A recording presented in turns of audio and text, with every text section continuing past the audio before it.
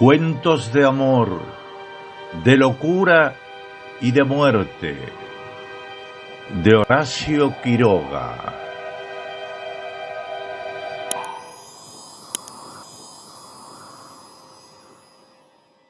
La gallina degollada.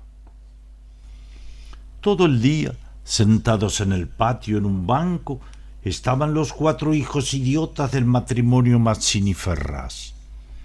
Tenían la lengua entre los labios, los ojos estúpidos y volvían la cabeza con la boca abierta. El patio era de tierra, cerrado al oeste por un cerco de ladrillos. El banco quedaba paralelo a él, a 5 metros, y allí se mantenían inmóviles, fijos los ojos en los ladrillos. Como el sol se ocultaba tras el cerco, al declinar los idiotas tenían fiesta. La luz enceguecedora llamaba su atención al principio. Poco a poco sus ojos se animaban. Se reían al fin estrepitosamente, congestionados por la misma hilaridad ansiosa, mirando el sol con alegría bestial, como si fuera comida. Otras veces, alineados en el banco, zumbaban horas enteras imitando al tranvía eléctrico.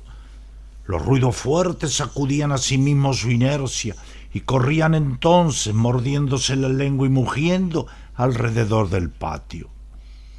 Pero casi siempre estaban apagados en un sombrío letargo de idiotismo y pasaban todo el día sentados en su banco, con las piernas colgantes y quietas, empapando de glutinosa saliva el pantalón. El mayor tenía 12 años y el menor 8. En todo su aspecto sucio y desvalido se notaba la falta absoluta de un poco de cuidado maternal. Esos 4 idiotas, sin embargo, habían sido un día el encanto de sus padres. A los 3 meses de casados, Mazzini y Berta orientaron su estrecho amor de marido y mujer y marido, hacia un porvenir mucho más vital, un hijo. Qué mayor dicha para 2 enamorados que esa honrada consagración de su cariño, libertados ya del vil egoísmo de un mutuo amor sin fin ninguno y, lo que es peor para el amor mismo, sin esperanzas posibles de renovación. Así lo sintieron Mazzini y Berta cuando el hijo llegó a los 14 meses de matrimonio. Creyeron cumplida su felicidad. La criatura creció bella y radiante hasta que tuvo 1 año y medio. Pero en el 20º mes sacudiéronle una noche convulsiones terribles y a la mañana siguiente no conocía más a sus padres. El médico lo examinó con esa atención profesional que está visiblemente buscando la causa del mal en las enfermedades de los padres. Después de algunos días, los miembros paralizados recobraron el movimiento, pero la inteligencia, el alma, aun el instinto, se habían ido del todo. Había quedado profundamente idiota, baboso, colgante, muerto para siempre sobre las rodillas de su madre. «¡Hijo, mi hijo querido!», sollozaba ésta sobre aquella espantosa ruina de su primogénito. El padre, desolado, acompañó al médico afuera. «A usted se le puede decir, creo que es un caso perdido. Podrá mejorar, educarse en todo lo que le permita su idiotismo, pero no más allá». Sí, asentía Mazzini, pero dígame, ¿usted cree que es herencia? ¿Cree que, en cuanto a la herencia paterna, ya le dije lo que creí cuando le vi a su hijo? Respecto de la madre, hay allí un pulmón que no sopla bien. No veo nada más, pero hay un soplo un poco rudo. Hágala examinar bien. Con el alma destrozada de remordimiento, Mazzini redobló el amor a su hijo, el pequeño idiota que pagaba los excesos del abuelo. Tuvo asimismo que consolar, sostener sin tregua a Berta, herida en lo más profundo por aquel fracaso de su joven maternidad. Como es natural, el matrimonio puso todo su amor en la esperanza de otro hijo. Nació éste, y su salud y limpidez de risa reencendieron el porvenir extinguido. Pero a los 18 meses las convulsiones del primogénito se repetían y al día siguiente amanecía idiota. Esta vez los padres cayeron en honda desesperación. Luego su sangre, su amor estaban malditos, su amor sobre todo. 28 años él, 22 ella, y toda su apasionada ternura no alcanzaba a crear un átomo de vida normal. Ya no pedían más belleza e inteligencia como en el primogénito, pero un hijo como todos. Del nuevo desastre brotaron nuevas llamaradas de dolorido amor, un loco anhelo de redimir de una vez para siempre la santidad de su ternura. Sobrevinieron entonces mellizos, y punto por punto repitióse el proceso de los dos mayores. Mas por encima de su inmensa amargura quedaba a Mazzini y Berta gran compasión por sus 4 hijos. Hubo que arrancar del limbo de la más honda animalidad no ya sus almas, sino el instinto mismo abolido. No sabían deglutir, cambiar de sitio, ni aun sentarse. Aprendieron al fin a caminar, pero chocaban contra todo por no darse cuenta de los obstáculos. Cuando los lavaban mugían hasta inyectarse de sangre el rostro. Animábanse solo al comer o cuando veían colores brillantes o oían truenos. Se reían entonces, echando afuera lengua y ríos de baba, radiantes de frenesí bestial. Tenían en cambio cierta facultad imitativa, pero no se pudo obtener nada más. Con los mellizos pareció haber concluido la aterradora descendencia. Pero pasados 3 años desearon de nuevo ardientemente otro hijo, confiando en que el largo tiempo transcurrido hubiera aplacado la fatalidad. No satisfacían sus esperanzas, y en ese ardiente anhelo que se exasperaba en razón de su infructuosidad, se agriaron. Hasta ese momento, cada cual había tomado sobre sí la parte que le correspondía en la miseria de sus hijos, pero la desesperanza de redención ante las 4 bestias que habían nacido de ellos echó afuera esa imperiosa necesidad de culpar a los otros, que es patrimonio específico de los corazones inferiores. Iniciáronse con el cambio de pronombres, tus hijos, y como a más del insulto había la insidia, la atmósfera se cargaba. Me parece, dijo una noche Mazzini, que acababa de entrar y se lavaba las manos, que podrías tener más limpios a los muchachos. Berta continuó leyendo como si no hubiera oído. Es la primera vez, repuso al rato, que te veo inquietarte por el estado de tus hijos. Mazzini volvió un poco la cara a ella con una sonrisa forzada. De nuestros hijos, me parece. Bueno, de nuestros hijos. ¿Te gusta así? Alzó ella los ojos. Esta vez Mazzini se expresó claramente. Creo que no vas a decir que yo tenga la culpa, ¿no? Ah, ¿no? Sonrió Berta muy pálida. Pero yo tampoco, supongo. No faltaba más, murmuró. ¿Qué? ¿No faltaba más? Que si alguien tiene la culpa no soy yo, entiéndelo bien. Eso es lo que te quería decir. Su marido la miró un momento con brutal deseo de insultarla. Dejemos, articuló, secándose por fin las manos. Como quieras, pero si quieres decir, Berta, como quieras. Ese fue el primer choque, y le sucedieron otros, pero en las inevitables reconciliaciones sus almas se unían con doble arrebato y locura por otro hijo. Nació así una niña. Vivieron 2 años con la angustia a flor del alma, esperando siempre otro desastre. Nada acaeció, sin embargo, y los padres pusieron en ella toda su complacencia, que la pequeña llevaba a los más extremos límites del mimo y la mala crianza. Si aún en los últimos tiempos Berta cuidaba siempre de sus hijos, al nacer Bertita olvidóse casi del todo de los otros. Su solo recuerdo la horrorizaba, como algo atroz que la hubieran obligado a cometer. A Mazzini, bien que en menor grado, le pasaba lo mismo. No por eso la paz había llegado a sus almas. La menor indisposición de su hija echaba ahora afuera, con el terror de perderla, los rencores de su descendencia podrida. Habían acumulado y el sobrado tiempo para que el vaso no quedara distendido, y al menor contacto el veneno se vertía afuera.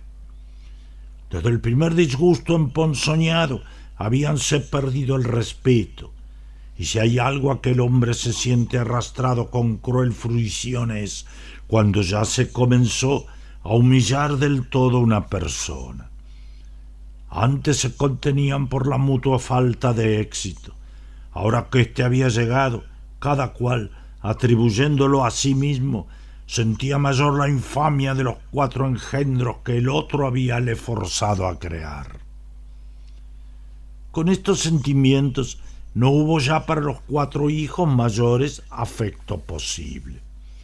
La sirvienta los vestía, les daba de comer, los acostaba con visible brutalidad.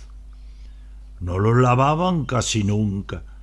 Pasaban casi todo el día sentados frente al cerco, abandonados de toda remota caricia. De este modo, Bertita cumplió 4 años, y esa noche, resultado de las golosinas que era a los padres absolutamente imposible negarle, la criatura tuvo algún escalofrío y fiebre. Y el temor a verla morir o quedar idiota tornó a reabrir la eterna llaga. Hacía 3 horas que no hablaban, y el motivo fue, como casi siempre, los fuertes pasos de Mazzini. «Mi Dios, ¿no puedes caminar más despacio? ¿Cuántas veces?» «Bueno, es que me olvido. Se acabó, no lo hago a propósito». Ella se sonrió desdeñosa.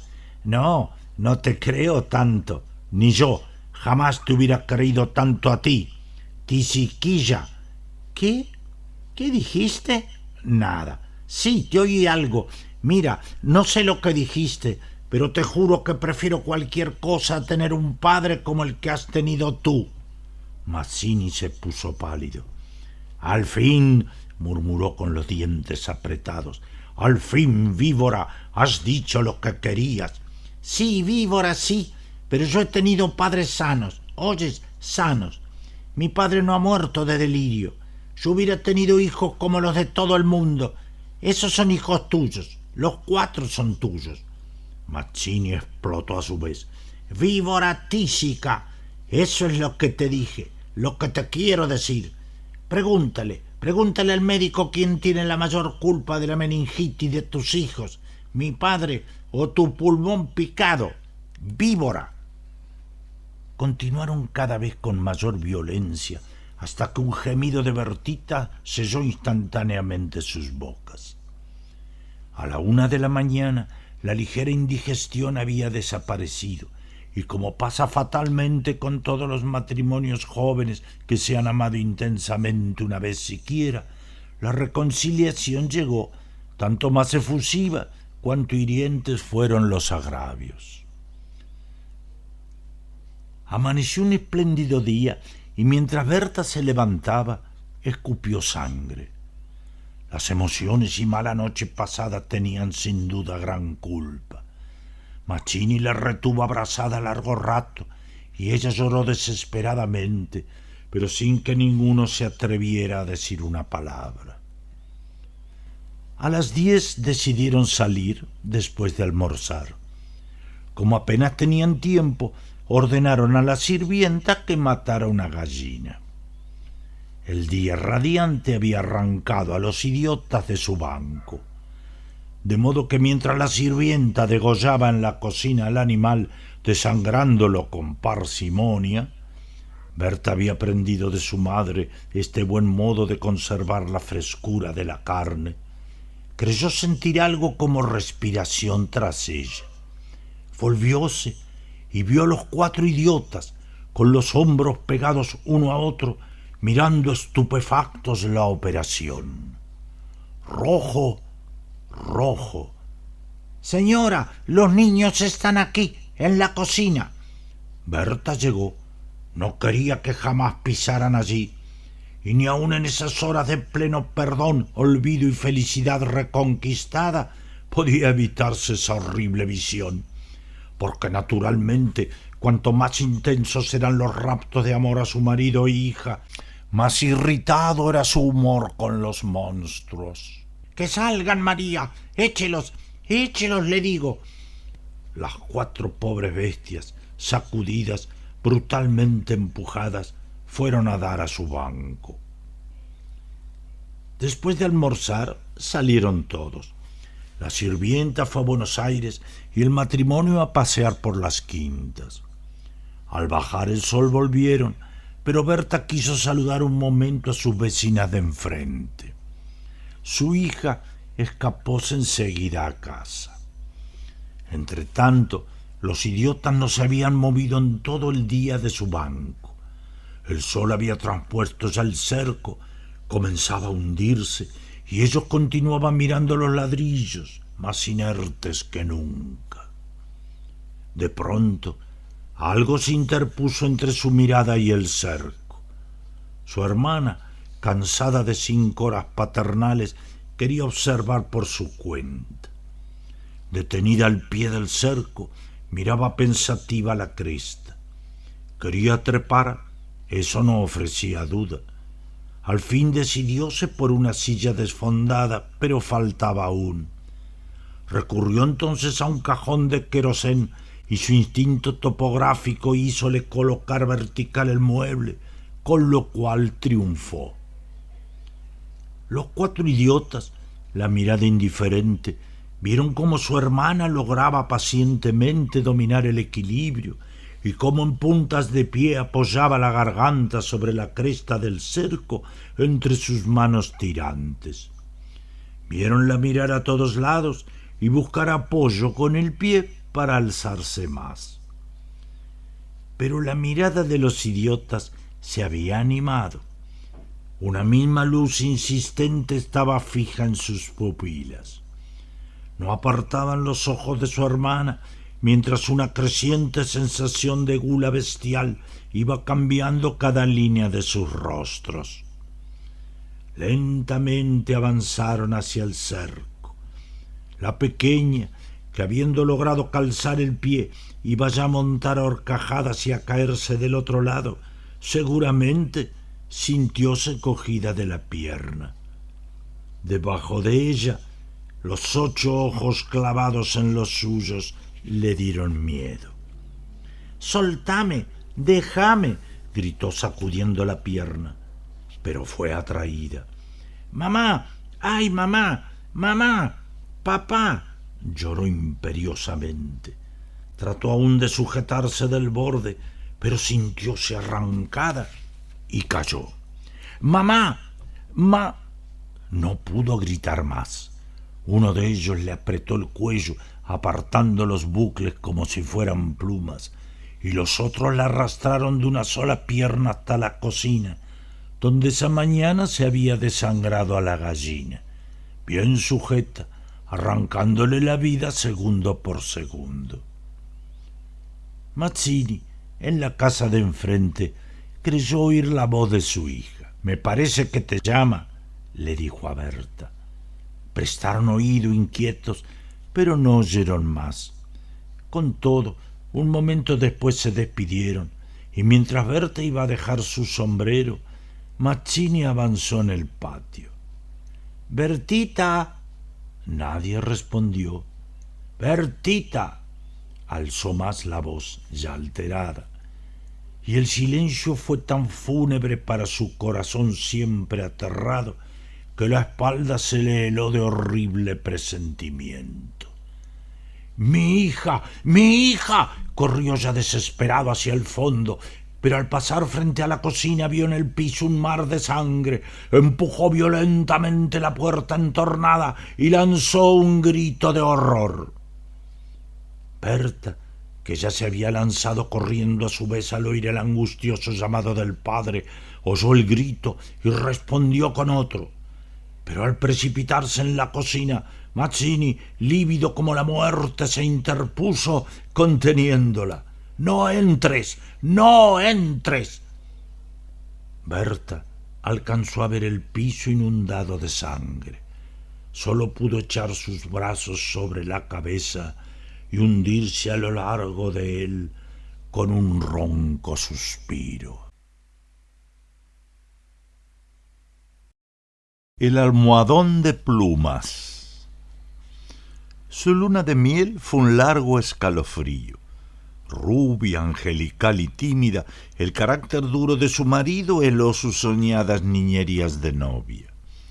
Ella lo quería mucho, sin embargo, aunque a veces con un ligero estremecimiento, cuando volviendo de noche juntos por la calle, echaba una furtiva mirada a la alta estatura de Jordán, mudo desde hacía una hora. Él, por su parte, la amaba profundamente, sin darlo a conocer. Durante 3 meses, se habían casado en abril, vivieron una dicha especial. Sin duda hubiera ella deseado menos severidad en ese rígido cielo de amor, más expansiva e incauta ternura, pero el impasible semblante de su marido la contenía siempre. La casa en que vivían influía no poco en sus estremecimientos. La blancura del patio silencioso, frisos, columnas y estatuas de mármol, producía una otoñal impresión de palacio encantado. Dentro, el brillo glacial del estuco, sin el más leve rasguño en las altas paredes, afirmaba aquella sensación de desapacible frío. Al cruzar de una pieza a otra, los pasos hallaban eco en toda la casa, como si un largo abandono hubiera sensibilizado su resonancia. En ese extraño nido de amor, Alicia pasó todo el otoño. Había concluido, no obstante, por echar un velo sobre sus antiguos sueños, y aún vivía dormida en la casa hostil, sin querer pensar en nada hasta que llegaba su marido. No es raro que adelgazara. Tuvo un ligero ataque de influenza que se arrastró insidiosamente días y días. Alicia no se reponía nunca. Al fin una tarde pudo salir al jardín apoyada en el brazo de su marido. Miraba indiferente a uno y otro lado. De pronto Jordán, con honda ternura, le pasó muy lento la mano por la cabeza, y Alicia rompió enseguida en sollozos, echándole los brazos al cuello. Lloró largamente, todo su espanto callado, redoblando el llanto a la más leve caricia de Jordán. Luego los sollozos fueron retardándose, y aún quedó largo rato escondida en su cuello, sin moverse ni pronunciar una palabra. Fue ese el último día que Alicia estuvo levantada. Al día siguiente amaneció desvanecida. El médico de Jordán la examinó con suma atención, ordenándole calma y descanso absolutos. «No sé», le dijo a Jordán en la puerta de calle, «tiene una gran debilidad que no me explico, y sin vómitos, nada. Si mañana se despierta como hoy, llámeme enseguida». Al día siguiente, Alicia amanecía peor. Hubo consulta. Constatóse una anemia de marcha agudísima, completamente inexplicable. Alicia no tuvo más desmayos, pero se iba visiblemente a la muerte. Todo el día el dormitorio estaba con las luces prendidas y en pleno silencio. Pasábanse horas sin que se oyera el menor ruido. Alicia dormitaba. Jordán vivía casi en la sala, también con toda la luz encendida. Paseábase sin cesar de un extremo a otro con incansable obstinación. La alfombra ahogaba sus pasos. A ratos entraba en el dormitorio y proseguía su mudo vaivén a lo largo de la cama, deteniéndose un instante en cada extremo a mirar a su mujer. Pronto Alicia comenzó a tener alucinaciones, confusas y flotantes al principio, y que descendieron luego a ras del suelo. La joven, con los ojos desmesuradamente abiertos, no hacía sino mirar la alfombra a uno y otro lado del respaldo de la cama. Una noche quedó de repente con los ojos fijos. Al rato abrió la boca para gritar y sus narices y labios se perlaron de sudor. «¡Jordán! ¡Jordán!», clamó, rígida de espanto, sin dejar de mirar la alfombra. Jordán corrió al dormitorio y al verlo aparecer, Alicia lanzó un alarido de horror. «¡Soy yo, Alicia! ¡Soy yo!». Alicia lo miró con extravío, miró la alfombra, volvió a mirarlo y después de largo rato de estupefacta confrontación volvió en sí.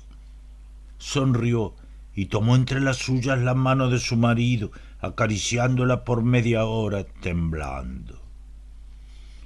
Entre sus alucinaciones más porfiadas hubo un antropoide apoyado en la alfombra sobre los dedos que tenía fijos en ella los ojos. Los médicos volvieron inútilmente. Había allí delante de ellos una vida que se acababa, desangrándose día a día, hora a hora, sin saber absolutamente cómo. En la última consulta, Alicia yacía en estupor mientras ellos la pulsaban, pasándose de uno a otro la muñeca inerte.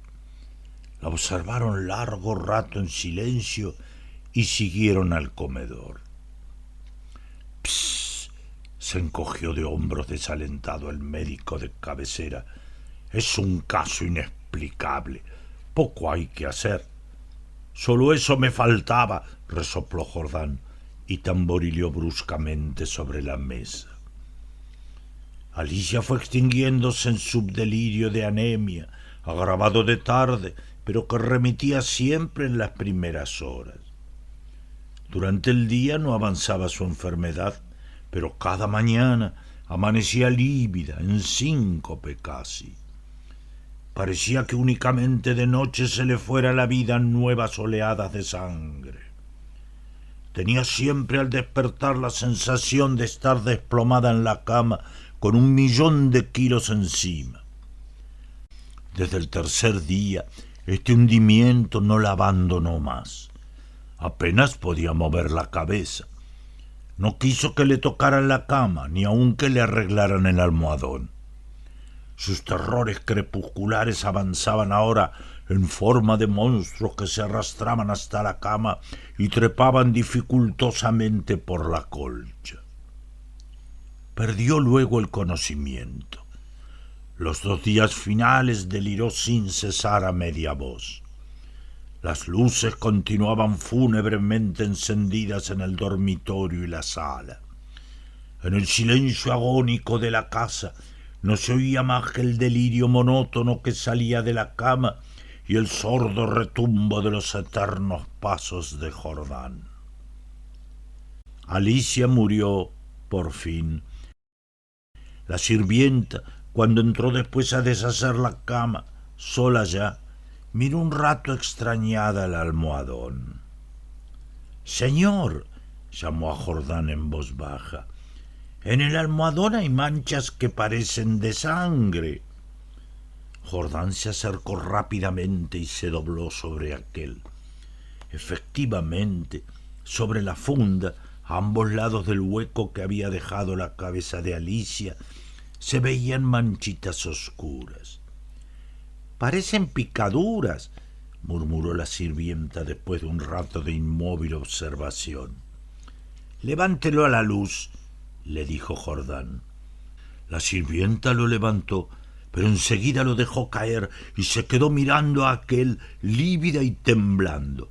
Sin saber por qué, Jordán sintió que los cabellos se le erizaban. «¿Qué hay?», murmuró con voz ronca. «Pesa mucho», articuló la sirvienta sin dejar de temblar. Jordán lo levantó.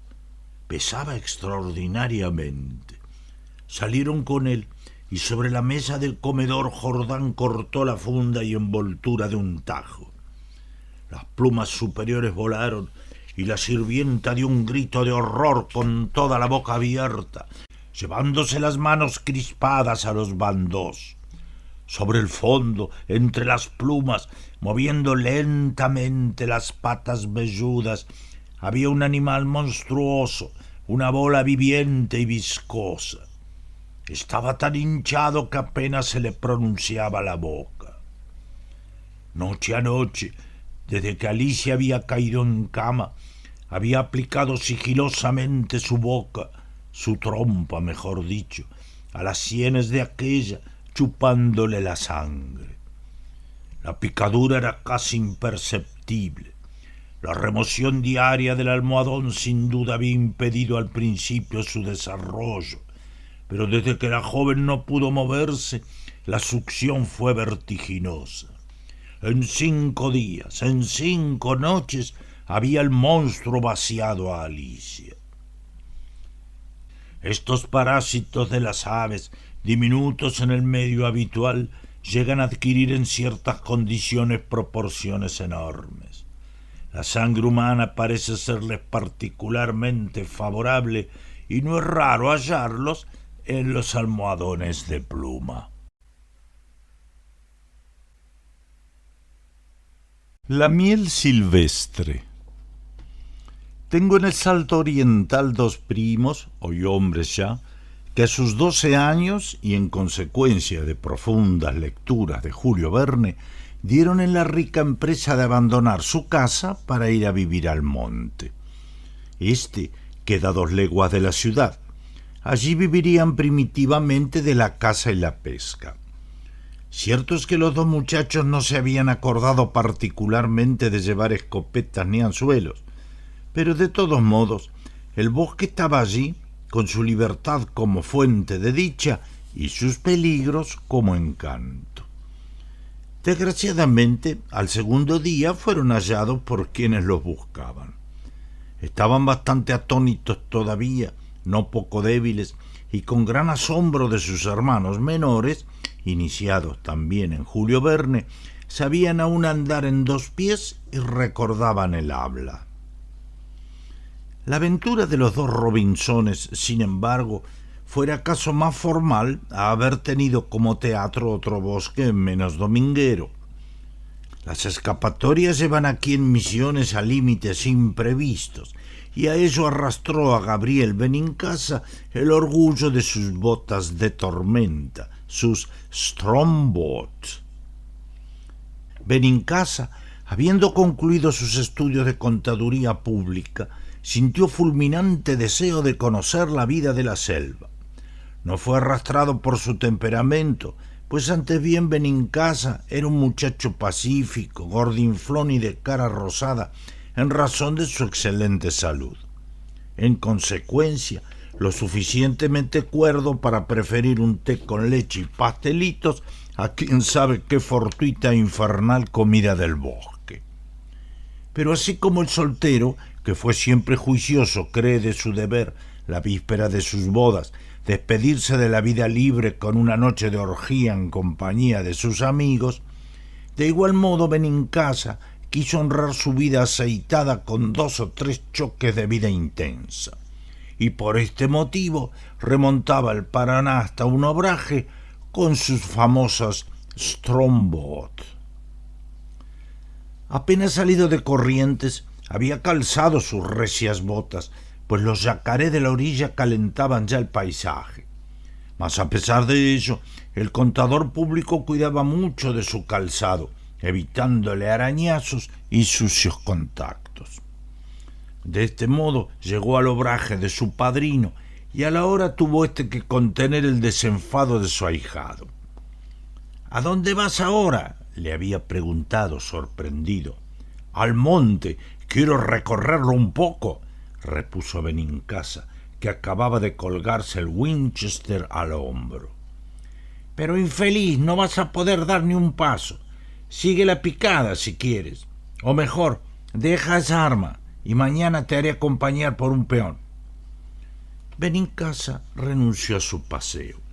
No obstante, fue hasta la vera del bosque y se detuvo. intentó vagamente un paso adentro y quedó quieto.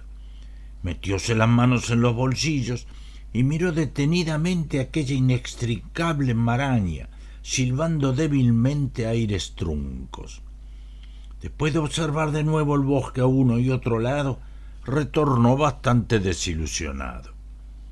Al día siguiente, sin embargo, recorrió la picada central por espacio de una legua, y aunque su fusil volvió profundamente dormido, Benincasa no deploró el paseo. Las fieras llegarían poco a poco. Llegaron éstas en la segunda noche, aunque de un carácter un poco singular. Benincasa dormía profundamente cuando fue despertado por su padrino. Dormilón! ¡Levántate que te van a comer vivo! Benincasa se sentó bruscamente en la cama, alucinado por la luz de los 3 faroles de viento que se movían de un lado a otro en la pieza. Su padrino y 2 peones regaban el piso. ¿Qué hay? ¿Qué hay?, preguntó, echándose al suelo. Nada. Cuidado con los pies. La corrección. Benincasa había sido ya enterado de las curiosas hormigas a que llamaban corrección. Son pequeñas, negras, brillantes y marchan velozmente en ríos más o menos anchos. Son esencialmente carnívoras. Avanzan devorando todo lo que encuentran a su paso. Arañas, grillos, alacranes, sapos, víboras y a cuanto ser no puede resistirles. No hay animal, por grande y fuerte que sea, que no huya de ellas. Su entrada en una casa supone la exterminación absoluta de todo ser viviente, pues no hay rincón ni agujero profundo donde no se precipite el río devorador. Los perros aúllan, los bueyes mugen, y es forzoso abandonarles la casa a trueque de ser roído en 10 horas hasta el esqueleto. Permanecen en el lugar 1, 2, hasta 5 días, según su riqueza en insectos, carne o grasa. Una vez devorado todo, se van. No resisten, sin embargo, a la creolina o droga similar, y como en el obraje abunda aquella, antes de 1 hora el chalet quedó libre de la corrección. Benincasa se observaba muy de cerca en los pies la placa lívida de una mordedura. «Pican muy fuerte, realmente», dijo sorprendido, levantando la cabeza hacia su padrino. Este, para quien la observación no tenía ya ningún valor, no respondió, felicitándose en cambio de haber contenido a tiempo la invasión. Benincasa reanudó el sueño, aunque sobresaltado toda la noche por pesadillas tropicales.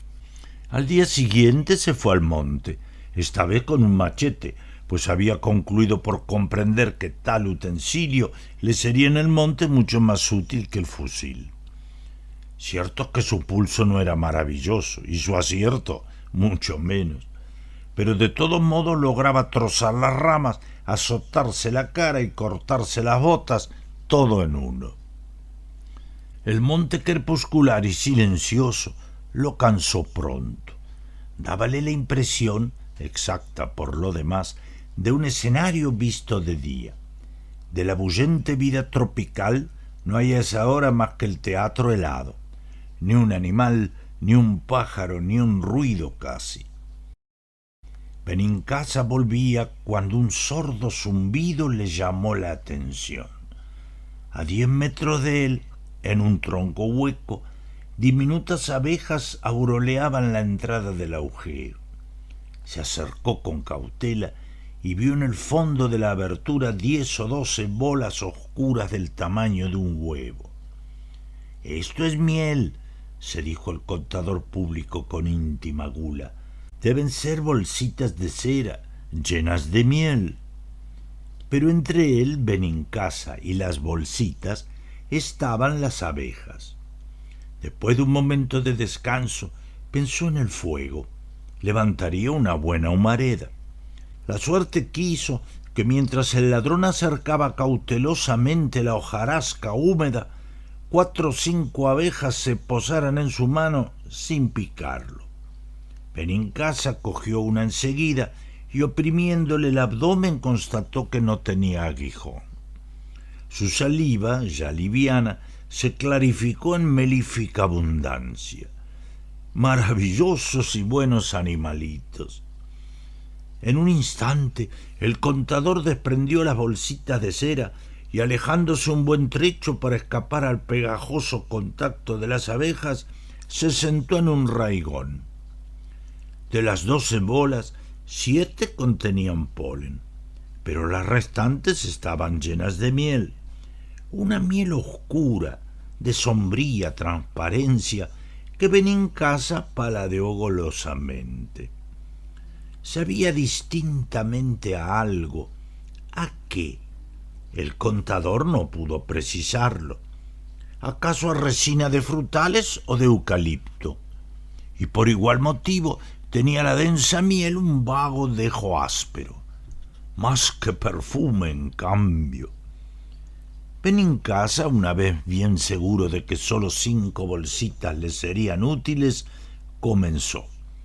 Su idea era sencilla: tener suspendido el panal goteante sobre su boca. Pero como la miel era espesa, tuvo que agrandar el agujero, después de haber permanecido medio minuto con la boca inútilmente abierta.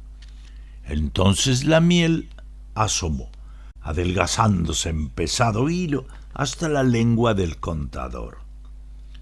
Uno tras otro, los 5 panales se vaciaron así dentro de la boca de Benincasa.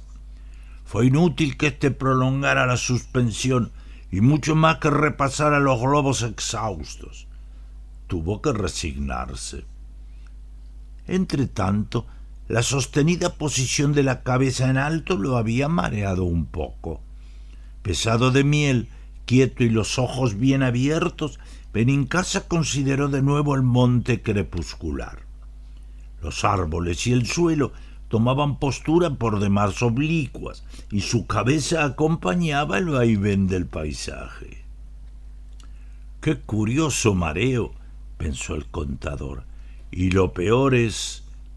Al levantarse e intentar dar un paso, se había visto obligado a caer de nuevo sobre el tronco.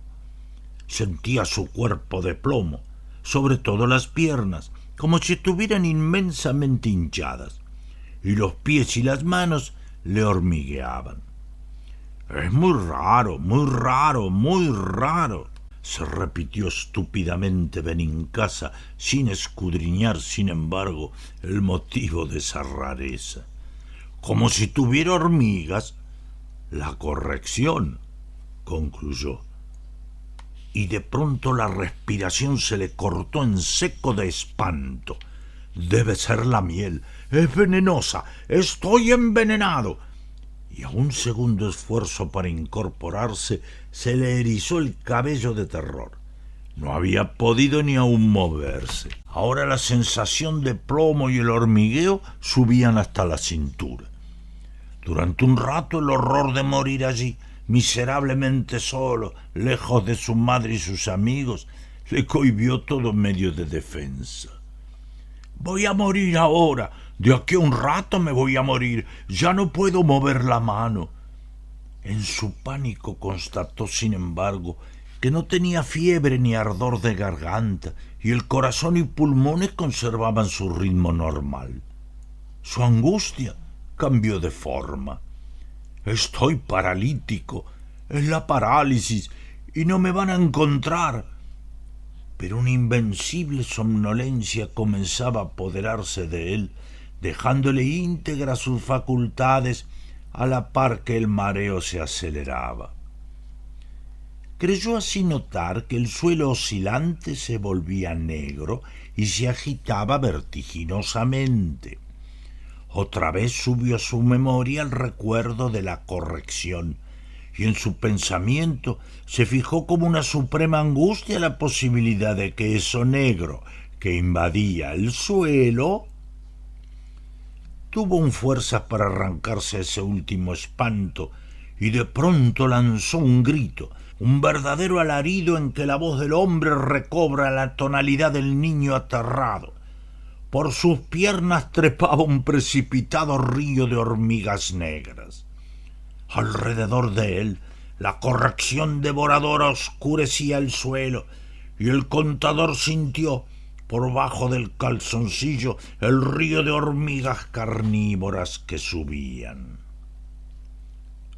Su padrino halló por fin, 2 días después, y sin la menor partícula de carne, el esqueleto cubierto de ropa de Benincasa, la corrección que merodeaba aún por allí, y las bolsitas de cera lo iluminaron suficientemente.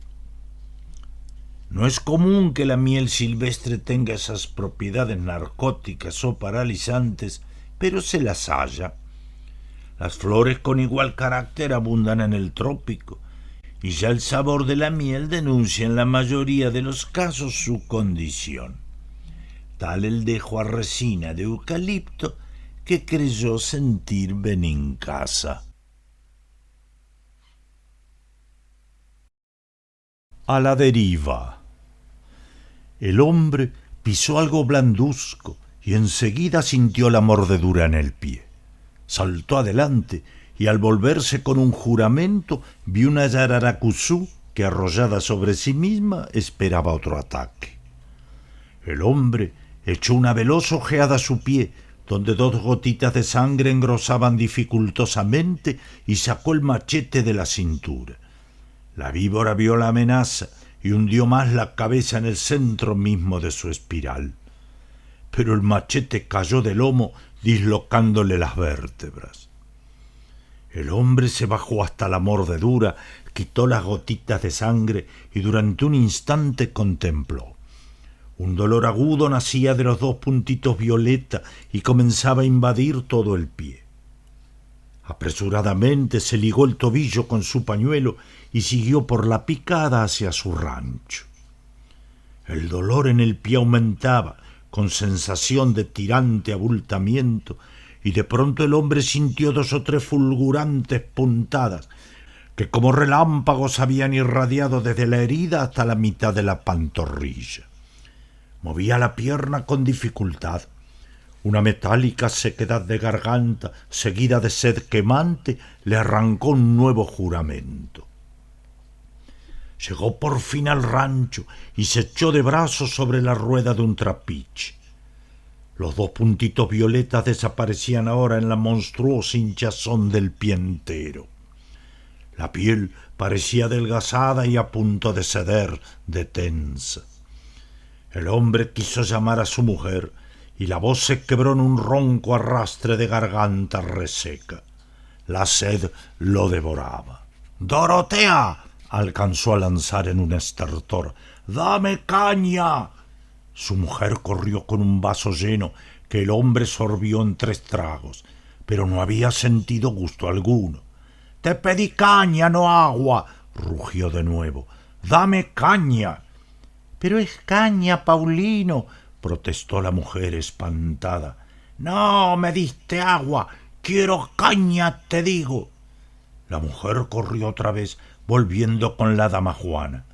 El hombre tragó uno tras otro 2 vasos, pero no sintió nada en la garganta. «Bueno, esto se pone feo», murmuró entonces mirando su pie lívido y ya con lustre gangrenoso. Sobre la honda ligadura del pañuelo la carne desbordaba como una monstruosa morcilla. Los dolores fulgurantes se sucedían en continuos relampagueos y llegaban ahora a la ingle. La atroz sequedad de garganta, que el aliento parecía caldear más, aumentaba a la par. Cuando pretendió incorporarse, un fulminante vómito lo mantuvo medio minuto con la frente apoyada en la rueda de palo. Pero el hombre no quería morir, y descendiendo hasta la costa subió a su canoa. Sentóse en la popa y comenzó a palear hasta el centro del Paraná. Allí la corriente del río, que en las inmediaciones del Iguazú corre 6 millas, lo llevaría antes de 5 horas hasta Curupucú. El hombre, con sombría energía, pudo efectivamente llegar hasta el medio del río. pero allí sus manos dormidas dejaron caer la pala en la canoa y tras un nuevo vómito, de sangre esta vez, dirigió una mirada al sol que ya trasponía el monte. La pierna entera hasta medio muslo era ya un bloque deforme y durísimo que reventaba la ropa. El hombre cortó la ligadura y abrió el pantalón con su cuchillo. El bajo vientre desbordó hinchado, con grandes manchas lívidas y terriblemente dolorosas. El hombre pensó que no podría jamás llegar él solo a Tacurupucú y se decidió a pedir ayuda a su compadre Alves, aunque hacía mucho tiempo que estaban disgustados. La corriente del río se precipitaba ahora hacia la costa brasileña y el hombre pudo fácilmente atracar. Se arrastró por la picada en cuesta arriba, pero a los 20 metros exhausto quedó tendido de pecho. ¡Alves!, gritó con cuanta fuerza pudo y prestó oído en vano. ¡Compadre Alves, no me niegue este favor!, clamó de nuevo alzando la cabeza del suelo. En el silencio de la selva no se oyó un solo rumor. El hombre tuvo un valor para llegar hasta su canoa y la corriente, cogiéndola de nuevo, la llevó velozmente a la deriva. El Paraná corre allí en el fondo de una inmensa hoya, cuyas paredes, altas de 100 metros, encajonan fúnebremente el río. Desde las orillas bordeadas de negros bloques de basalto asciende el bosque, negro también. Adelante, a los costados, detrás, siempre la eterna muralla lúgubre, en cuyo fondo el río arremolinado se precipita en incesantes borbollones de agua fangosa. El paisaje es agresivo y reina en él un silencio de muerte. Al atardecer, sin embargo, su belleza sombría y calma cobra una majestad única. El sol había caído ya cuando el hombre, semitendido en el fondo de la canoa, tuvo un violento escalofrío y de pronto, con asombro, enderezó pesadamente la cabeza. Se sentía mejor. La pierna le dolía apenas, la sed disminuía y su pecho libre ya se abría en lenta inspiración. El veneno comenzaba a irse, no había duda. Se hallaba casi bien y aunque no tenía fuerza para mover la mano, contaba con la caída del rocío para reponerse del todo. Calculó que antes de 3 horas estaría en Tacurupucú. El bienestar avanzaba y con él una somnolencia llena de recuerdos. No sentía ya nada, ni en la pierna ni en el vientre. ¿Viviría aún su compadre Gaona en Tacurupucú? ¿Acaso viera también a su expatrón, Mr. Dugald, y al recibidor del obraje? ¿Llegaría pronto? El cielo al poniente se abría ahora en pantalla de oro y el río se había coloreado también. Desde la costa paraguaya, ya entenebrecida, el monte dejaba caer sobre el río su frescura crepuscular en penetrantes efluvios de azahar y miel silvestre. Una pareja de guacamayos cruzó muy alto y en silencio hacia el Paraguay. Allí abajo, sobre el río de oro, la canoa derivaba velozmente, girando a ratos sobre sí misma ante el borbollón de un remolino. El hombre que iba en ella se sentía cada vez mejor y pensaba entre tanto en el tiempo justo que había pasado sin ver a su expatrón Dugald. 3 años?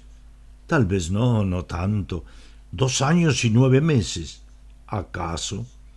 8 meses y medio, eso sí, seguramente. De pronto sintió que estaba helado hasta el pecho. ¿Qué sería? Y la respiración. Al recibidor de madera de Mr. Dugald, Lorenzo Cubilla, lo había conocido en Puerto Esperanza, un Viernes Santo. ¿Viernes? Sí, o jueves. El hombre estiró lentamente los dedos de la mano. Un jueves. y cesó de respirar. El solitario. Casim era un hombre enfermizo, joyero de profesión, bien que no tuviera tienda establecida. Trabajaba para las grandes casas, siendo su especialidad el montaje de las piedras preciosas. Pocas manos como las suyas para los engarces delicados. Con más arranque y habilidad comercial hubiera sido rico, pero a los 35 años proseguía en su pieza, aderezada en taller bajo la ventana. Casim, de cuerpo mezquino, rostro exangüe sombreado por rala barba negra, tenía una mujer hermosa y fuertemente apasionada. La joven, de origen callejero, había aspirado con su hermosura a un más alto enlace. Esperó hasta los 20 años, provocando a los hombres y a sus vecinas con su cuerpo. Temerosa al fin, aceptó nerviosamente a Casim. No más sueños de lujo, sin embargo.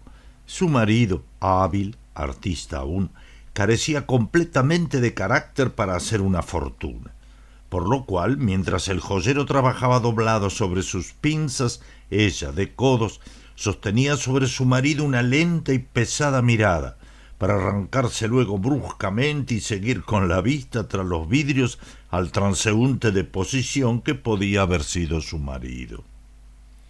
Cuanto ganaba Casim, no obstante, era para ella. Los domingos trabajaba también a fin de poderle ofrecer un suplemento. Cuando María deseaba una joya, y con cuánta pasión lo deseaba ella, trabajaba él de noche. Después había tos y puntadas al costado, pero María tenía sus chispas de brillante. Poco a poco el trato diario con las gemas llegó a hacer amar a la esposa las tareas del artífice, siguiendo con ardor las íntimas delicadezas del engarce. Pero cuando la joya estaba concluida, debía partir, no era para ella. Caía más hondamente en la decepción de su matrimonio. Se probaba la alhaja deteniéndose ante el espejo. Al fin la dejaba por ahí y se iba a su cuarto. Casim se levantaba al oír sus sollozos y la hallaba en cama sin querer escucharlo. «Hago, sin embargo, cuanto puedo por ti», decía él al fin tristemente.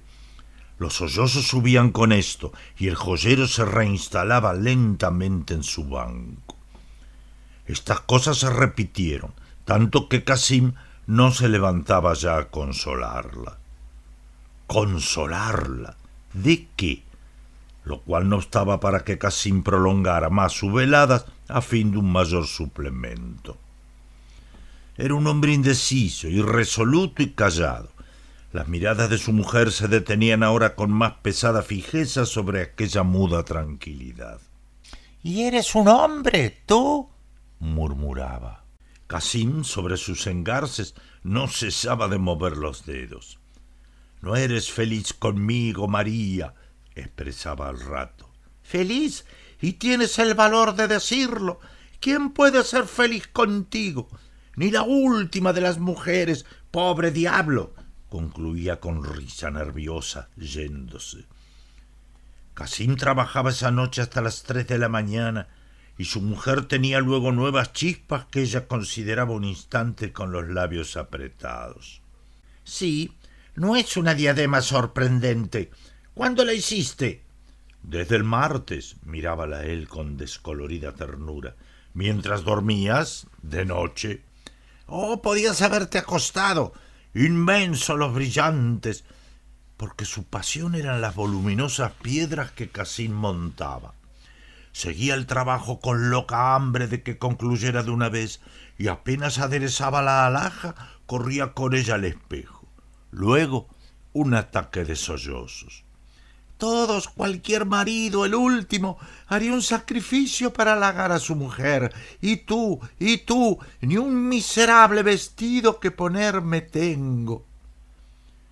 Cuando se traspasa cierto límite de respeto al varón, la mujer puede llegar a decir a su marido cosas increíbles. La mujer de Casim franqueó ese límite con una pasión igual, por lo menos, a la que sentía por los brillantes. Una tarde, al guardar sus joyas, Cassim notó la falta de un prendedor. 5.000 pesos en 2 solitarios. Buscó en sus cajones de nuevo. ¿No has visto el prendedor, María? Lo dejé aquí. Sí, lo he visto. ¿Dónde está? Se volvió el extrañado. Aquí. Su mujer, los ojos encendidos y la boca burlona, se erguía con el prendedor puesto. Te queda muy bien, dijo Cassim al rato. Guardémoslo. María se rió. Oh, no, es mío. ¿Broma? Sí, es broma, sí. ¿Cómo te duele pensar que podría ser mío? Mañana te lo doy. Hoy voy al teatro con él. Cassim se demudó. Haces mal. Podrían verte. Perderían toda confianza en mí. Oh, cerró ella con rabioso fastidio, golpeando violentamente la puerta. Vuelta del teatro, colocó la joya sobre el velador. Cassim se levantó de la cama y fue a guardarla en su taller bajo llave. Cuando volvió, su mujer estaba sentada en el lecho. Es decir, que temes que te la robe, que soy una ladrona. No mires así, has sido imprudente, nada más. Ah, y a ti te lo confían, a ti, y cuando tu mujer te pide un poco de halago y quiere, me llamas ladrona a mí, infame. Se durmió al fin, pero Cassim no durmió. Entregaron luego a Cassim para montar un solitario, el brillante más admirable que hubiera pasado por sus manos. Mira, María, qué piedra, no he visto otra igual. Su mujer no dijo nada, pero Cassim la sintió respirar hondamente sobre el solitario. Un agua admirable, prosiguió él, costará 9 o 10.000 pesos. Un anillo, murmuró María al fin. No, es de hombre, un alfiler. A compás del montaje del solitario, Cassim recibió sobre su espalda trabajadora cuánto ardía de rencor y cocotaje frustrado en su mujer. 10 veces por día interrumpía a su marido para ir con el brillante ante el espejo. Después se lo probaba con diferentes vestidos.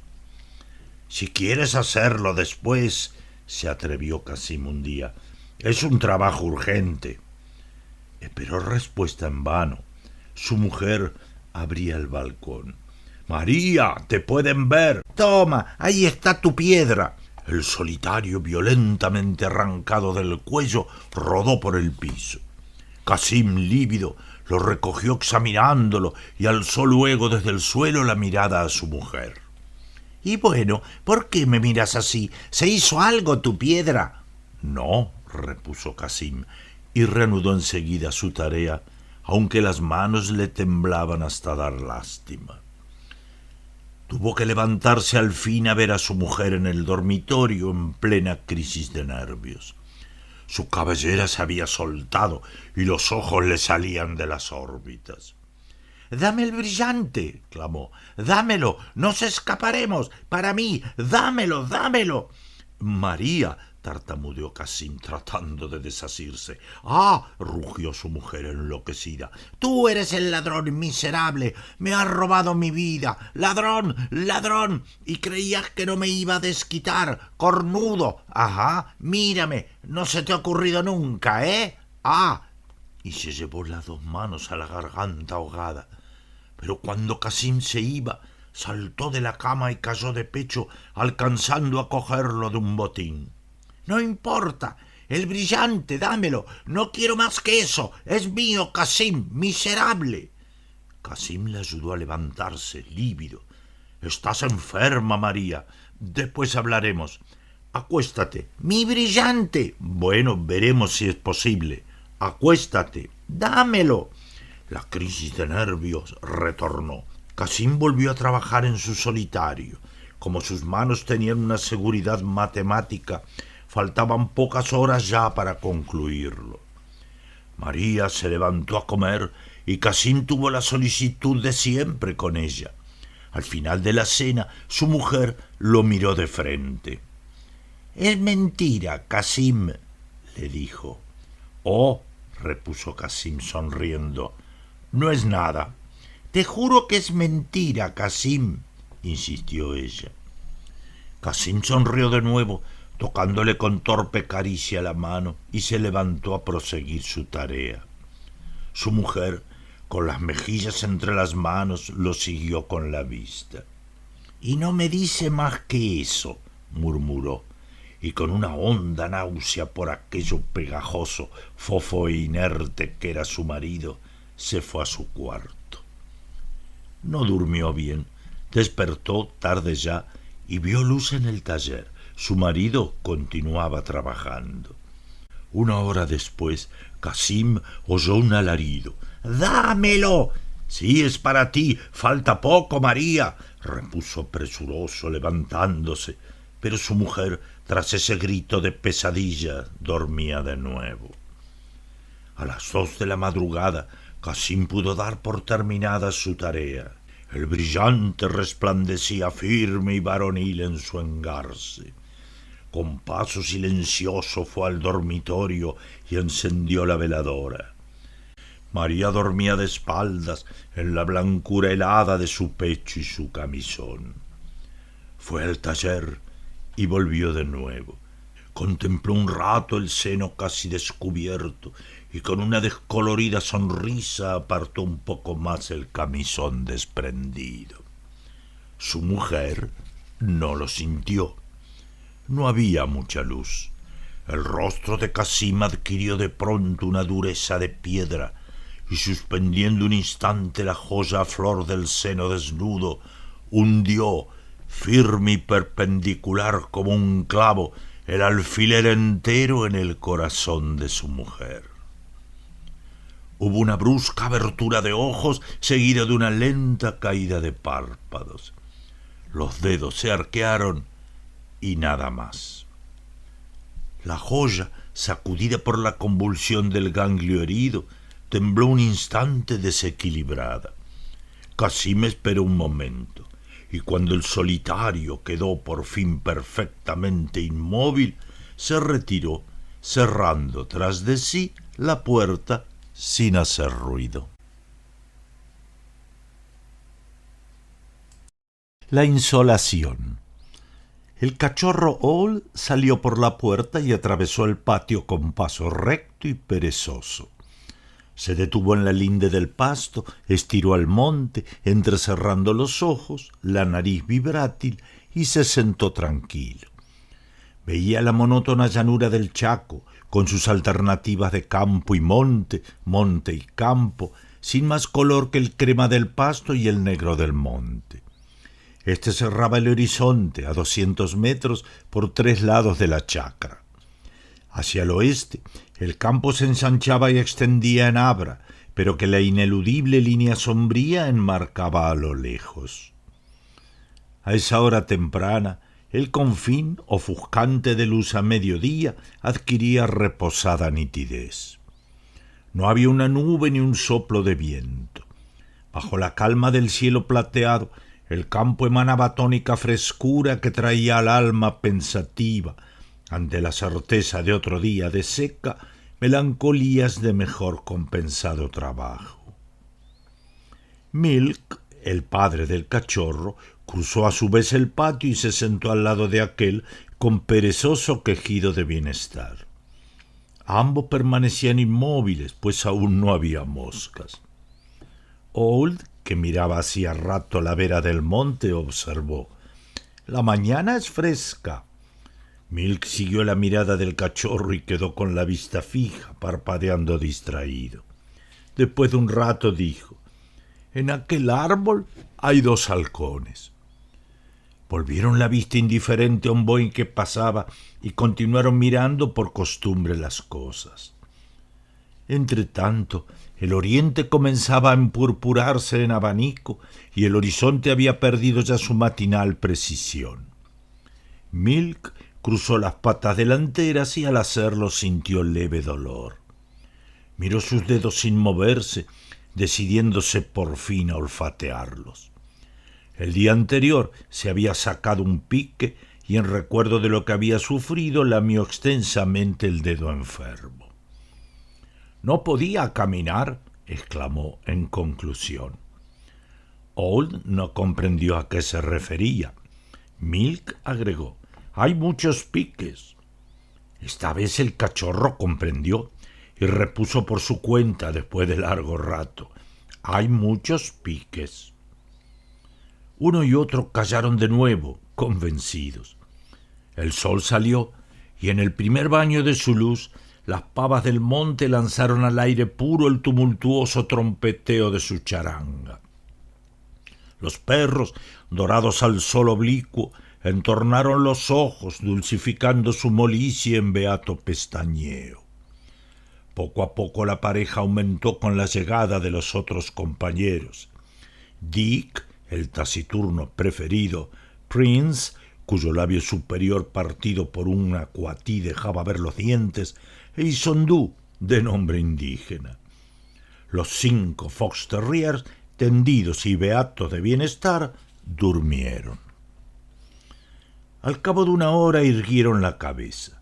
Por el lado opuesto del bizarro rancho de 2 pisos, el inferior de barro y el alto de madera, con corredores y baranda de chalet, habían sentido los pasos de su dueño que bajaba la escalera. Mr. Jones, la toalla al hombro, se detuvo un momento en la esquina del rancho y miró el sol alto ya.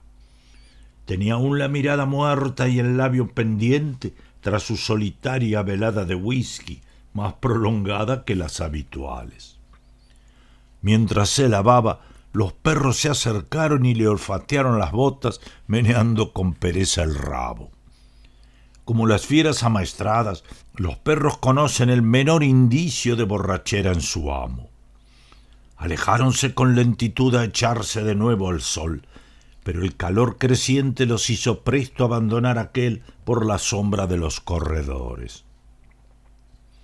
El día avanzaba igual a los precedentes de todo ese mes, seco, límpido, con 14 horas de sol calcinante que parecía mantener el cielo en fusión y que en un instante resquebrajaba la tierra mojada en costras blanquecinas. Mr. Jones fue a la chacra, miró el trabajo del día anterior y retornó al rancho. En toda esa mañana no hizo nada. Almorzó y subió a dormir la siesta.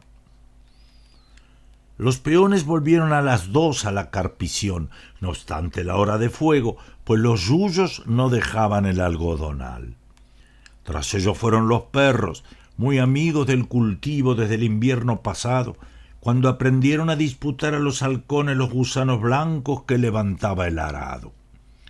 Cada perro se echó bajo un algodonero, acompañando con su jadeo los golpes sordos de la azada. Entretanto, el calor crecía. En el paisaje silencioso y encegueciente de sol, el aire vibraba a todos lados, dañando la vista. La tierra removida exhalaba vaho de horno que los peones soportaban sobre la cabeza, envuelta hasta las orejas en el flotante pañuelo, con el mutismo de sus trabajos de chacra. Los perros cambiaban a cada rato de planta, en procura de más fresca sombra. Tendíanse a lo largo, pero la fatiga los obligaba a sentarse sobre las patas traseras para respirar mejor. Reverberaba ahora delante de ellos un pequeño páramo de greda que ni siquiera se había intentado arar. Allí el cachorro vio de pronto a Mr. Jones sentado sobre un tronco que lo miraba fijamente. Old se puso en pie meneando el rabo. Los otros se levantaron también, pero erizados. «Es el patrón», dijo el cachorro, sorprendido de la actitud de aquellos. «No, no es él», replicó Dick. Los 4 perros estaban apiñados gruñendo sordamente, sin apartar los ojos de Mr. Jones, que continuaba inmóvil mirándolos. El cachorro, incrédulo, fue a avanzar, pero Prince le mostró los dientes. «No es él, es la muerte». El cachorro se erizó de miedo y retrocedió al grupo. ¿Es el patrón muerto?, preguntó ansiosamente. Los otros, sin responderle, rompieron a ladrar con furia, siempre en actitud temerosa. Pero Mr. Jones se desvanecía ya en el aire ondulante. Al oír ladridos, los peones habían levantado la vista sin distinguir nada. Giraron la cabeza para saber si había entrado algún caballo en la chacra y se doblaron de nuevo. Los fox terrier volvieron al paso al rancho. El cachorro, erizado aún, se adelantaba y retrocedía con cortos trotes nerviosos, y supo de la experiencia de sus compañeros que cuando una cosa va a morir, aparece antes. —¿Y cómo saben que ese que vimos no era el patrón vivo? —preguntó. —Porque no era él —le respondieron displicentes. Luego la muerte, y con ella el cambio de dueño, las miserias, las patadas, estaba sobre ellos. Pasaron el resto de la tarde al lado de su patrón, sombríos y alerta. Al menor ruido gruñían, sin saber hacia dónde. Mr. Jones sentíase satisfecho de su guardiana inquietud. Por fin el sol se hundió tras el negro palmar del arroyo, y en la calma de la noche plateada los perros se estacionaron alrededor del rancho, en cuyo piso alto Mr. Jones recomenzaba su velada de whisky. A medianoche oyeron sus pasos, luego la caída de las botas en el piso de tablas, y la luz se apagó. Los perros entonces sintieron más próximo el cambio de dueño y solos, al pie de la casa dormida, comenzaron a llorar. Lloraban en coro, volcando sus sollozos convulsivos y secos como masticados en un aullido de desolación que la voz cazadora de Prince sostenía mientras los otros tomaban el sollozo de nuevo. El cachorro solo podía ladrar. La noche avanzaba y los 4 perros de edad, agrupados a la luz de la luna, el hocico extendido e hinchado de lamentos, bien alimentados y acariciados por el dueño que iban a perder, continuaban llorando a lo alto su doméstica miseria. A la mañana siguiente, Mr. Jones fue él mismo a buscar las mulas y las unció a la carpidora, trabajando hasta las 9. No estaba satisfecho, sin embargo. Fuera de que la tierra no había sido nunca bien rastreada, las cuchillas no tenían filo, y con el paso rápido de las mulas la carpidora saltaba. Volvió con ésta y afiló sus rejas, pero un tornillo, en que ya al comprar la máquina había notado una falla, se rompió al armarla. Mandó un peón al obraje próximo, recomendándole cuidar del caballo, un buen animal, pero asoleado.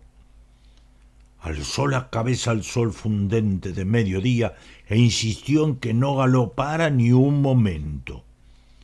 Almorzó enseguida y subió.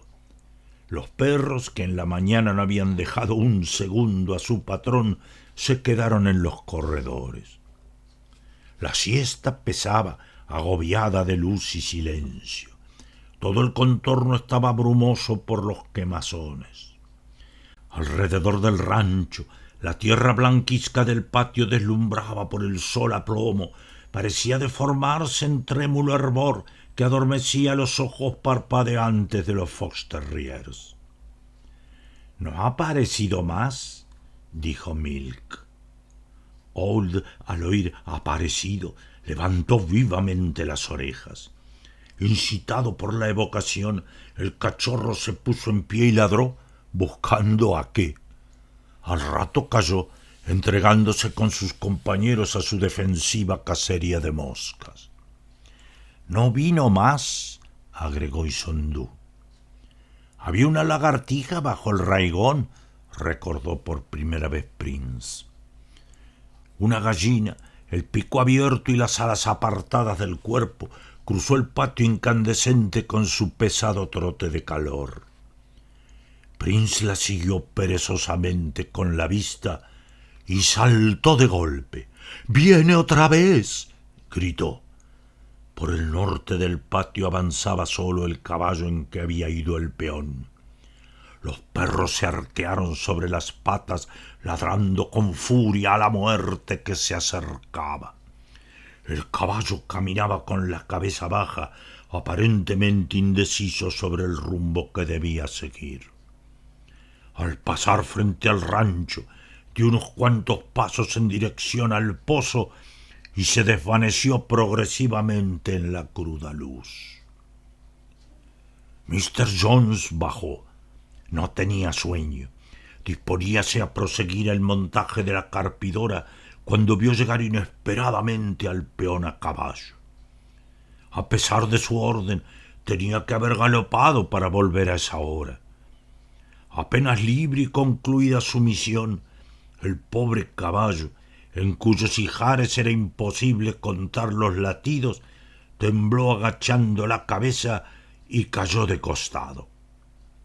Mr. Jones mandó a la chacra, todavía de sombrero y rebenque, al peón para no echarlo si continuaba oyendo sus jesuíticas disculpas.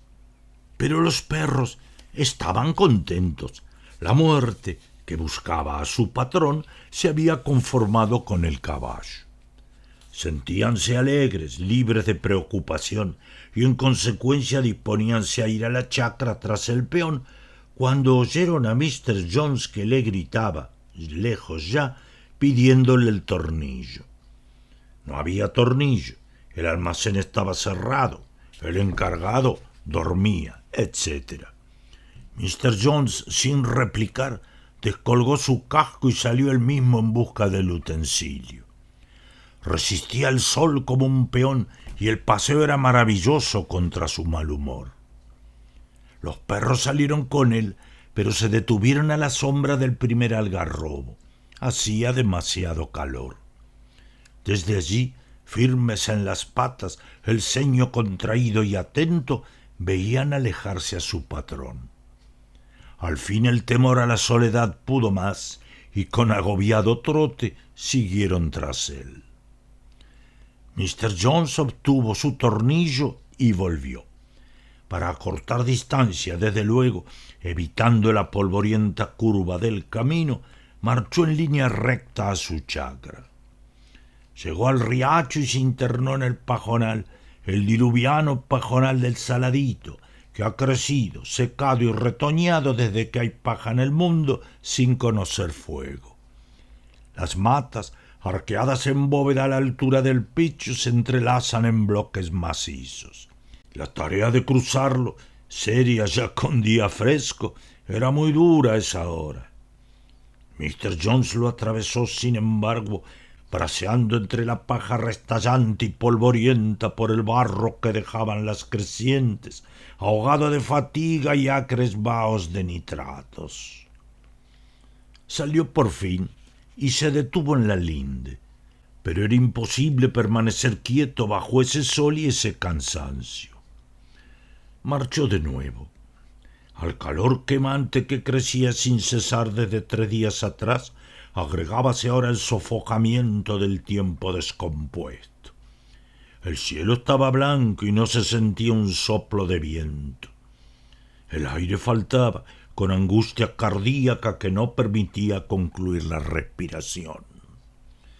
Mr. Jones adquirió el convencimiento de que había traspasado su límite de resistencia.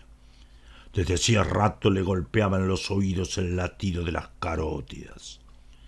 Sentíase en el aire como si de dentro de la cabeza le empujaran el cráneo hacia arriba. Se mareaba mirando el pasto. Apresuró la marcha para acabar con eso de una vez. Y de pronto volvió en sí y se halló en distinto paraje. Había caminado media cuadra sin darse cuenta de nada. Miró atrás y la cabeza se le fue en nuevo vértigo.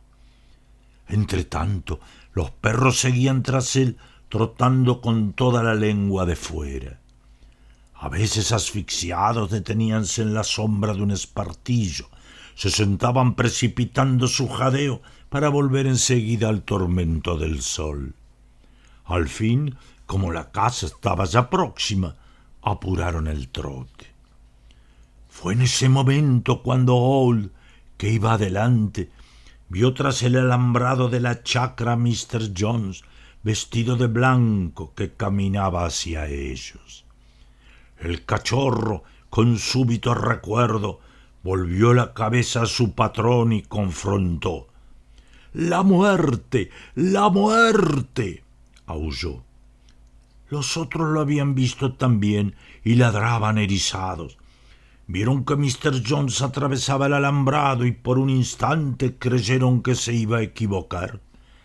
Pero al llegar a 100 metros se detuvo, miró el grupo con sus ojos celestes y marchó adelante. «¡Que no camine ligero el patrón!», exclamó Prince. «Va a tropezar con él», aullaron todos. En efecto, el otro, tras breve hesitación, había avanzado, pero no directamente sobre ellos como antes, sino en línea oblicua y en apariencia errónea, pero que debía llevarlo justo al encuentro de Mr. Jones. Los perros comprendieron que esta vez todo concluía, porque su patrón continuaba caminando a igual paso como un autómata sin darse cuenta de nada. El otro llegaba ya. Los perros hundieron el rabo y corrieron de costado, aullando. Pasó un segundo y el encuentro se produjo. Mr. Jones se detuvo, giró sobre sí mismo y se desplomó. Los peones que lo vieron caer lo llevaron a prisa al rancho, pero fue inútil toda el agua. Murió sin volver en sí. Mr. Moore, su hermano materno, fue allá desde Buenos Aires.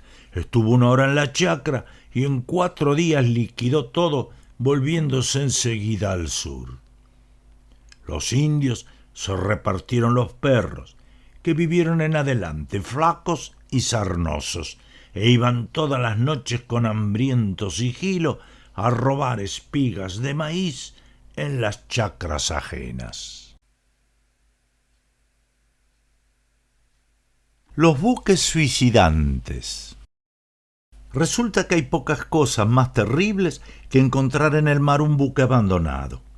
Si de día el peligro es menor, de noche el buque no se ve ni hay advertencia posible. El choque se lleva a uno y otro. Estos buques abandonados por A o por B navegan obstinadamente a favor de las corrientes o del viento, si tienen las velas desplegadas. Recorren así los mares, cambiando caprichosamente de rumbo. No pocos de los vapores que un buen día no llegaron a puerto han tropezado en su camino con uno de estos buques silenciosos que viajan por su cuenta. Siempre hay probabilidad de hallarlos a cada minuto. Por ventura, las corrientes suelen enredarlos en los mares de sargazo. Los buques se detienen por fin aquí o allá, inmóviles para siempre en ese desierto de algas. Así, hasta que poco a poco se van deshaciendo. Pero otros llegan cada día, ocupan su lugar en silencio, de modo que el tranquilo y lúgubre puerto siempre está frecuentado. El principal motivo de estos abandonos de buques son sin duda las tempestades y los incendios que dejan a la deriva negros esqueletos errantes. Pero hay otras causas singulares, entre las que se puede incluir lo acaecido al María Margarita, que zarpó de Nueva York el 24 de agosto de 1903 y que el 26 de mañana se puso al habla con una corbeta, sin acusar novedad alguna. 4 horas más tarde, un paquete, no obteniendo respuesta, desprendió una chalupa que abordó al María Margarita. En el buque no había nadie. Las camisetas de los marineros se secaban a proa. La cocina estaba prendida aún. Una máquina de coser tenía la aguja suspendida sobre la costura, como si hubiera sido dejada un momento antes. No había la menor señal de lucha ni de pánico, todo en perfecto orden. Y faltaban todos. ¿Qué había pasado? La noche que aprendí esto estábamos reunidos en el puente. Íbamos a Europa y el capitán nos contaba su historia marina, perfectamente cierta por otro lado. La concurrencia femenina, ganada por la sugestión del oleaje susurrante, oía estremecida. Las chicas nerviosas prestaban sin querer inquieto oído a la ronca voz de los marineros en proa. Una señora muy joven y recién casada se atrevió: ¿No serán águilas? El capitán se sonrió bondadosamente. ¿Qué, señora? ¿Águilas que se lleven a la tripulación? Todos se rieron y la joven hizo lo mismo, un poco cortada. Felizmente, un pasajero sabía algo de eso. Lo miramos curiosamente. Durante el viaje había sido un excelente compañero, admirando por su cuenta y riesgo y hablando poco. «Ah, si nos contara, señor», suplicó la joven de las águilas. «No tengo inconveniente», asintió el discreto individuo. «En 2 palabras, en los mares del norte, como el María Margarita del capitán, encontramos una vez un barco a vela. Nuestro rumbo, viajábamos también a vela, nos llevó casi a su lado. El singular aire de abandono que no engaña en un buque llamó nuestra atención y disminuimos la marcha observándolo. Al fin desprendimos una chalupa. A bordo no se halló a nadie. Todo estaba también en perfecto orden. Pero la última anotación del diario databa de 4 días atrás, de modo que no sentimos mayor impresión. Aún nos reímos un poco de las famosas desapariciones súbitas. 8 de nuestros hombres quedaron a bordo para el gobierno del nuevo buque. Viajaríamos en conserva. Al anochecer aquel nos tomó un poco de camino. Al día siguiente lo alcanzamos, pero no vimos a nadie sobre el puente. Desprendióse de nuevo la chalupa y los que fueron recorrieron en vano el buque. Todos habían desaparecido. Ni un objeto fuera de su lugar. El mar estaba absolutamente terso en toda su extensión. En la cocina hervía aún una olla con papas. Como ustedes comprenderán, el terror supersticioso de nuestra gente llegó a su colmo. A la larga, 6 se animaron a llenar el vacío y yo fui con ellos. Apenas a bordo, mis nuevos compañeros se decidieron a beber para desterrar toda preocupación. Estaban sentados en rueda y a la hora la mayoría cantaba ya. Llegó mediodía y pasó la siesta. A las 4 la brisa cesó y las velas cayeron. Un marinero se acercó a la borda y miró el mar aceitoso. Todos se habían levantado, paseándose sin ganas ya de hablar. Uno se sentó en un cabo arrollado y se sacó la camiseta para remendarla. Cosió un rato en silencio. De pronto se levantó y lanzó un largo silbido.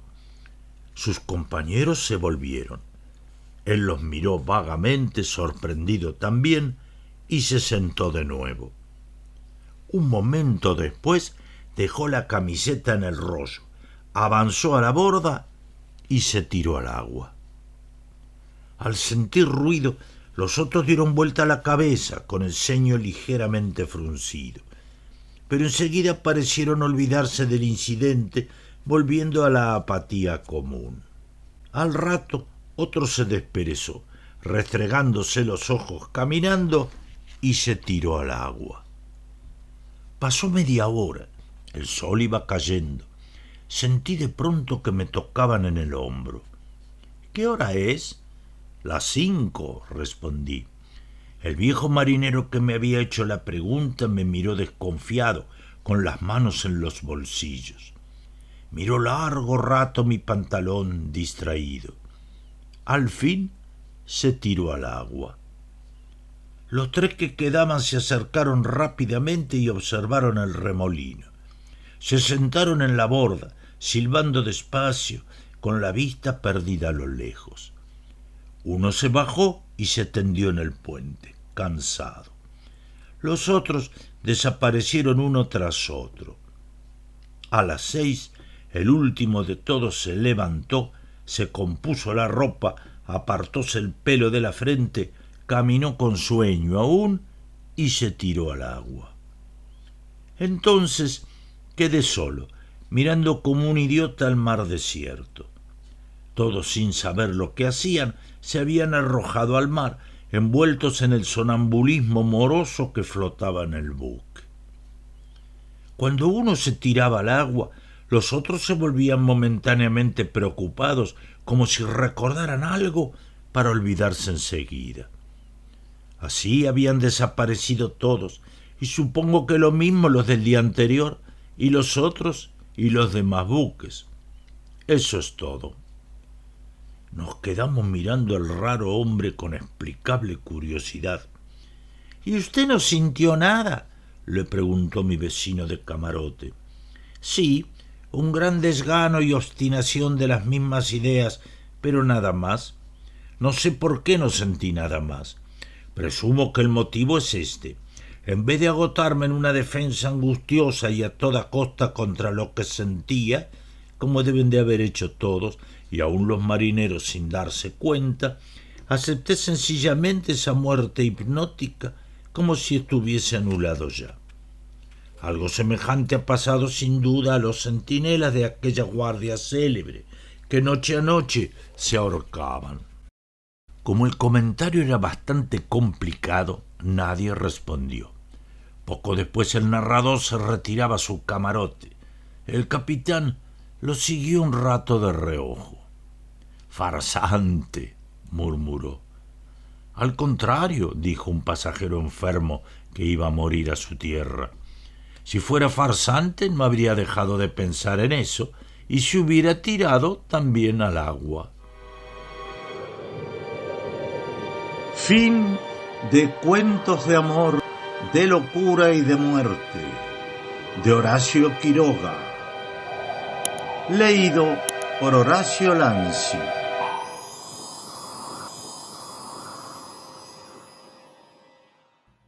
¿Les gustó el audiolibro? Si es así, pónganle like, no se olviden de tocar la campana para no perderse los siguientes audiolibros y sobre todo, no dejen de suscribirse. De esa manera nos van a ayudar para la difusión del canal. Nos vemos en el próximo audiolibro.